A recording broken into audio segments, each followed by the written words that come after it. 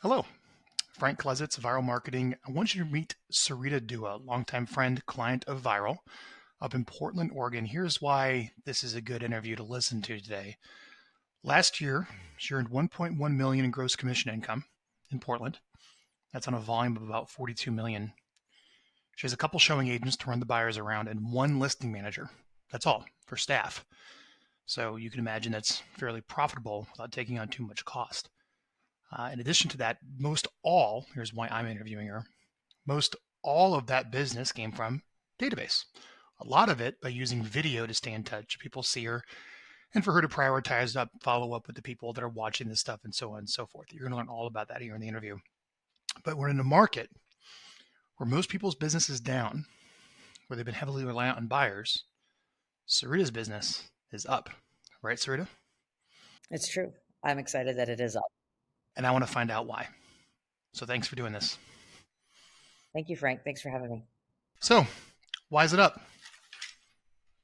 Why is it up? Well, maybe I think the reality is 22 was a tough year. And so I was really committed to focus on beating 22. And it was intentional. I'm normally 65% buyers. And with the rates going up, and initially, actually, as it was a seller's market, I realized that listings was really the name of the game. So I really focused on getting listings. I focused on uh, like I think in April I woke up and I was like, I need to take one listing a week, and I did pretty much for the rest of the year. So it was a deliberate focus on listings, and I was proud to end 23 with about half and half buyer and seller balance business, where I'm usually very buyer heavy, and that was intentional, just by focus. What you say yes to is what matters, and also what you say no to, right? And so just being really focused on where I wanted to spend my efforts. When you woke up in April and said, I need to take one listing a week, what was your plan of action? Really just calling my database and asking, what are your real estate plans? And then who do you know that needs to sell? Most of the times, we didn't do a great job, even with our buyers, of really figuring out what their plans are on the sale side. Almost every buyer is a seller somehow, whether it's locally or out of state. And so we focused on agent referrals, as well as really just having the conversation around, what are your plans? So let's break that down a little bit. So you had to get a call list of everybody in your database. How did you put someone on there, and how many people did you have on your list to call? Well, I think this is where you guys, I think, come in as our partner. I think, how long have I been a customer for Viral? Right. 10 I years? think I was one of the OGs, right? One of the OGs. So one of the things that I really always got caught up with is like, how do I use video and how do I talk to them? And although I do call my database, I cheat by because I do 2 videos a month religiously, and to be honest, everyone gets them, even agents. Like every single person gets them who's ever emailed me. Now they can yell at me and say they don't want them, but what the cheat is when they get my videos, and we'll talk about why I'm using video and like what I'm saying in the videos, but when they get my videos, you guys give us our hand raisers. You give us the people that interact with our videos. So the people that have clicked or requested a market report or requested a listing alert, those are the people that I start with, right? And so I mean, this is just a role play here, but I often get, hey, Frank, I was just thinking about you. How's life? And you'll be like, oh my gosh, I can't believe you're calling me or texting me because I was just thinking about real estate. I was just thinking about you. And so they think it's a coincidence, but really I am connecting with people that are interacting somehow with my website, my call to action, or my video. What a great answer. Sounds like you've heard that from me before. I wasn't expecting that. That's a good answer. So April, you're like, I'm going to take this seriously and I'm really going to take a look at my click reports and open reports and my emails and call these people. That was your answer.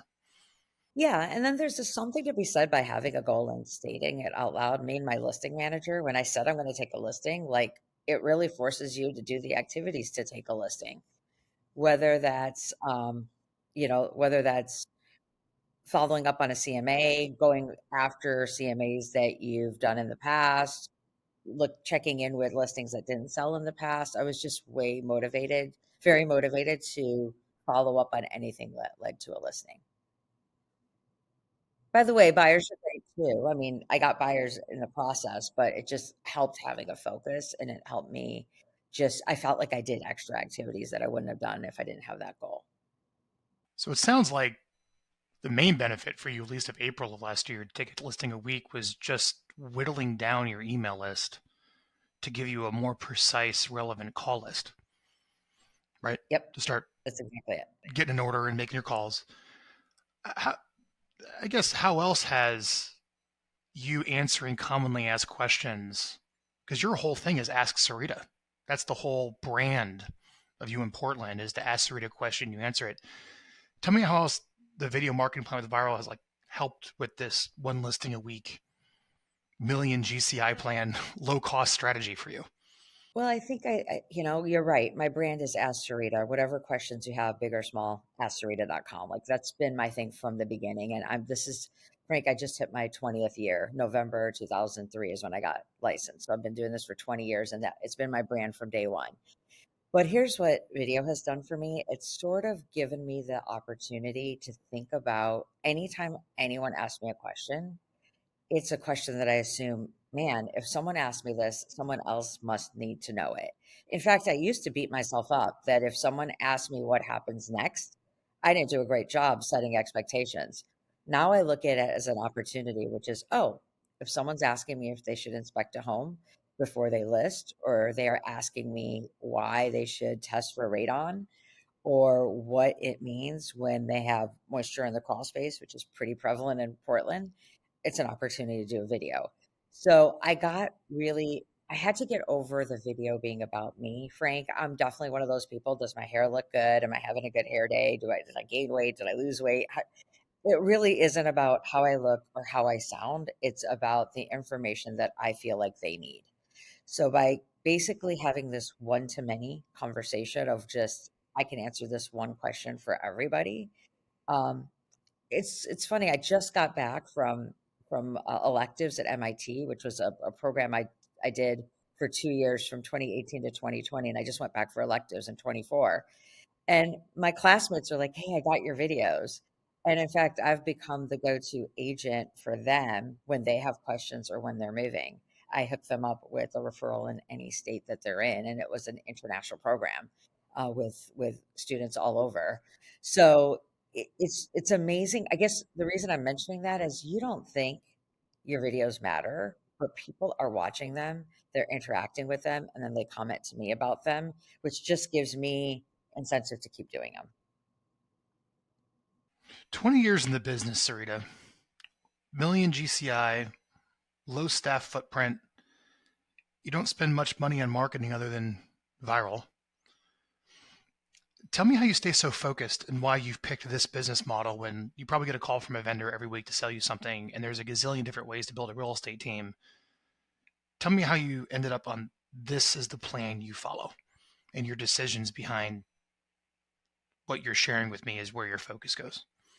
Well, when I first started way back when, I started doing things like BNI and lead groups and referrals. I think I had it pretty early on that I wanted a referral based business. I want to work with people I like and then their friends and family. And I don't care if they're buying a home for $200,000 or $2 million. If they're not good people and I don't want to meet their friends and family, then they're probably not the right fit for me. And so I think of it, Frank, and I know this sounds like a stupid visual, but I think of it as like Mount Referral. If you want to climb this mountain of becoming a referral based business, it takes some time. It takes cultivating those relationships. But once you get to that mountain, it's amazing how many referrals you get weekly and monthly from people that you like. And by the way, yes, the database is the key to my business, but I would give myself a C minus or a D plus. I actually think there's way more in my database than I even know. In fact, my word of the year, like listings were last year, is database. I know that I need every single person to be on a listing alert or a market report, and I need to connect with all of them. And so I think paid leads and all this other stuff that people do. There's, like you said, there's many different ways to skin this cat. But I think I have gold in my database, and I know that if we just keep interacting with them, texting them, calling them, and sending them valuable information and items of value. Include we used to do large events. Now we're doing smaller pop-up events. We're just connected to our database, and then we love connecting them with each other. Even now, it's snowing. How do I call my database and just ask them, "How are you doing? Do you need anything? How can we help you? Oh, you don't have power? Let me check in with some of my other clients who don't have power."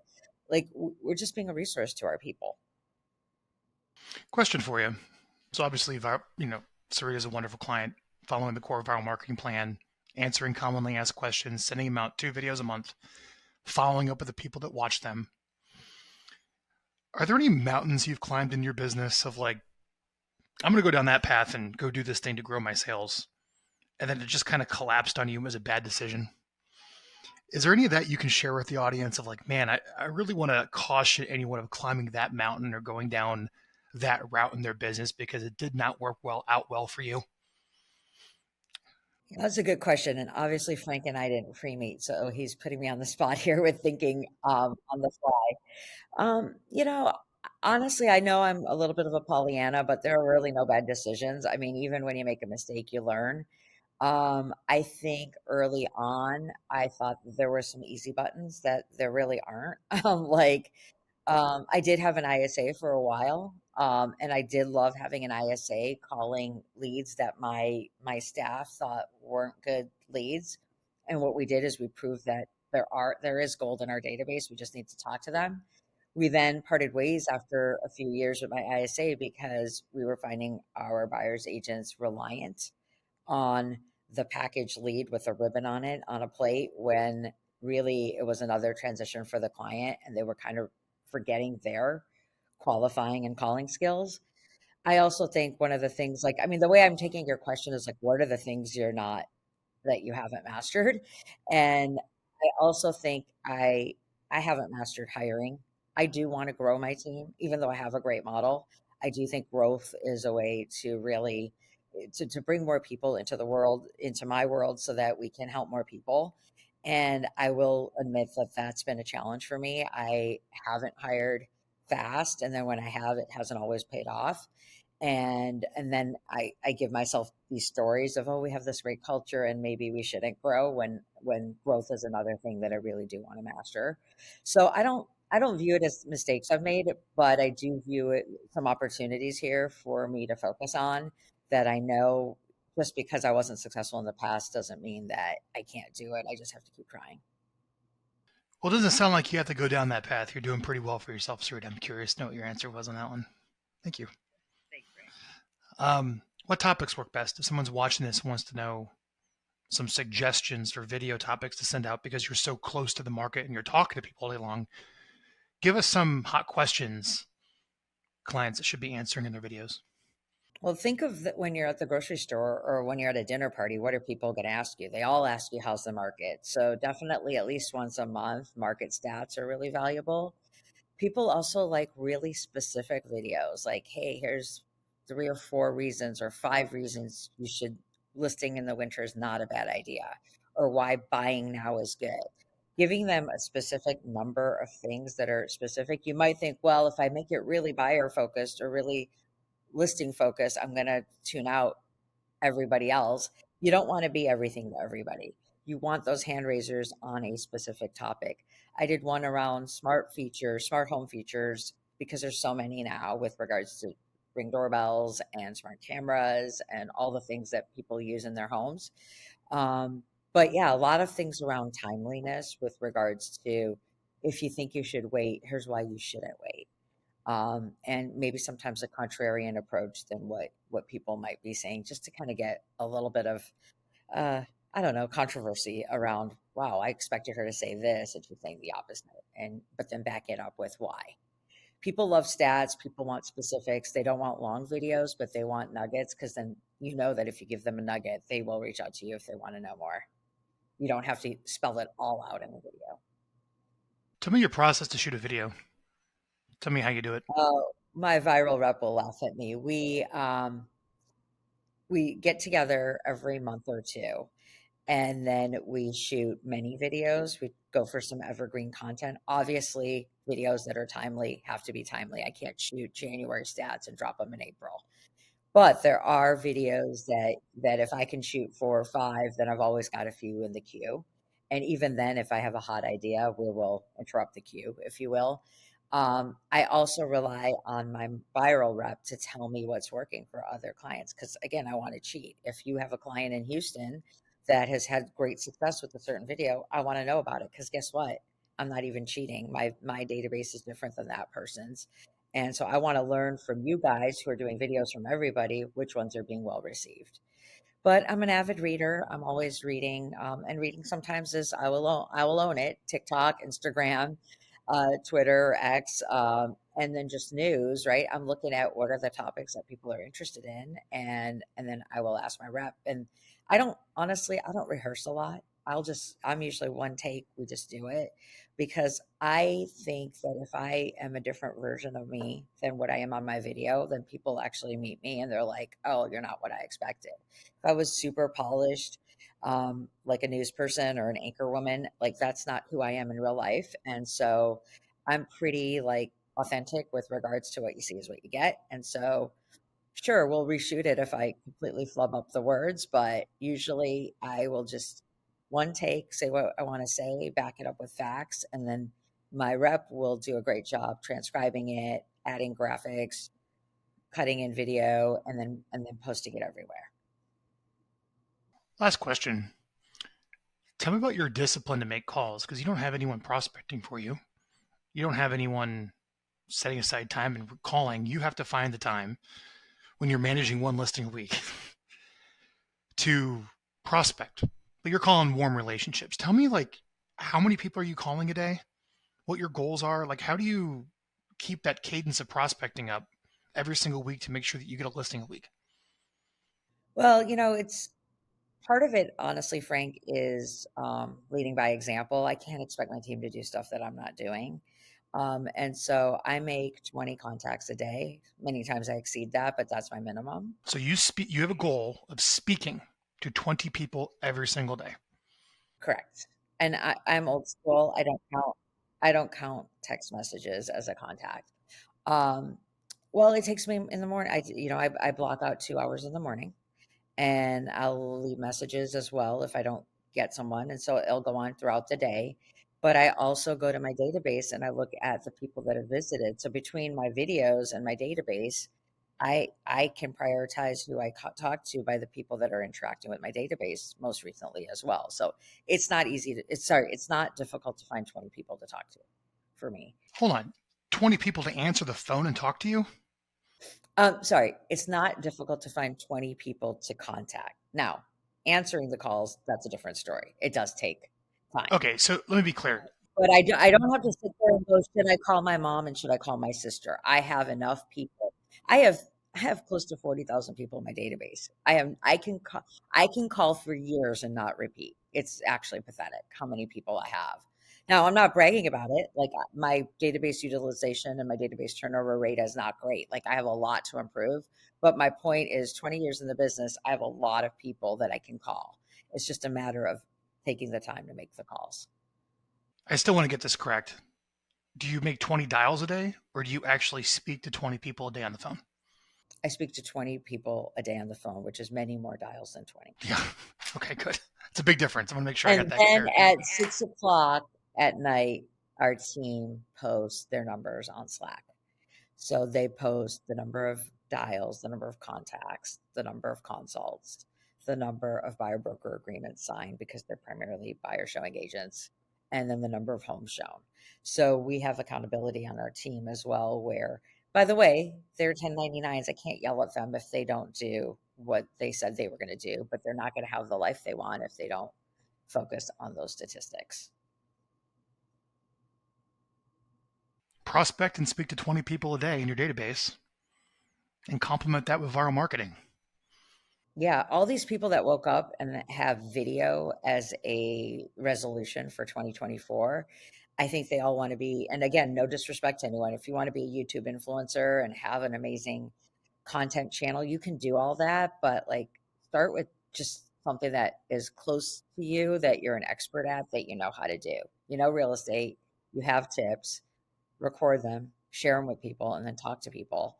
Um, I'm not saying don't do the other stuff, but I think video doesn't have to be glitzy and it doesn't have to become a full time job of something you don't know how to do. We know how to do real estate. I'm just taking a tip or advice that people ask me about, anyways, and I'm packaging it in a way that many people can consume and then interact with. The other thing, Frank, Yeah. I was just going to add is it helps my guilt, right? There's some people that I don't talk to often. And I feel horrible because I don't talk to them often. Yeah, they're in my database and I probably should talk to them more. But they reach out to me because they feel like we're talking. They feel like we're in a relationship. When I'll even apologize to them and say, I'm sorry, I haven't talked to you in a while, they're like, what are you talking about? I just watched your video. I know inventory is X number of months, and when can you come over? So it's a different way for me to also stay connected with people. I don't want to say I'm cheating, but like I'm definitely not as bad between Facebook, Instagram, and these videos. They feel much more connected to me than I feel like I am. And so I'll take that, right? And I'll continue to try to be better. I like to say there's a big shift where your database goes from being everyone you know to everyone who knows you, right? Sure. Sarita, thanks for the interview. This was very helpful. Well, thank you for the time. I appreciate it.